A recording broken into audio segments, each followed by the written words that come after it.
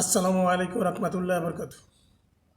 আজকের আমার বক্তব্য হলো মাওলানা তাহিরের নিয়ে আর শেখ আহমদুল্লাহর নিয়ে। মাওলানা তাহিরি সাহেব, আপনি শেখ আহমদুল্লাহর পিছে লাগছেন।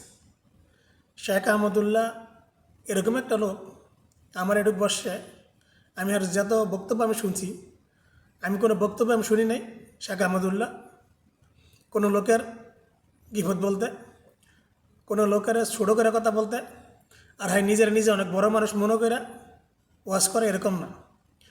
শেখ আহমদুল্লাহ এরকম একটা লোক, নিজের নিজে কোনোদিনও বড় ভাবে না। আল্লাহ নবী মোহাম্মদ সাল্লাহ সাল্লামের তরিকা অনুসারে দাওয়াত দেয়। হয়তো আপনার ভালো লাগতে পারে, হয়তো খারাপ লাগতে পারে, এটা আপনার নিজস্ব ব্যাপার।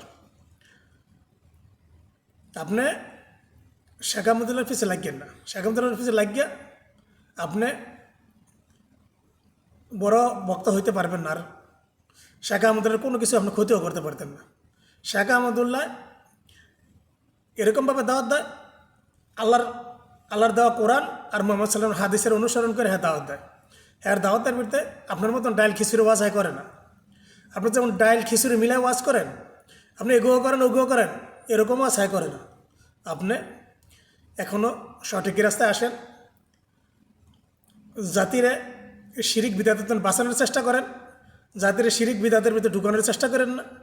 আপনি যে ওয়াজ করেন, আপনার ওয়াজের ভিতরে শিরিক আর বিদাত ভরা। এই আপনার ওয়াজ শুনে যদি কোনো লোক আমল করে, তাহলে দুনিয়াও গেছে, আখেরাতও গেছে। আল্লাহ যেন আপনার হেদায়েত করে, আমিন।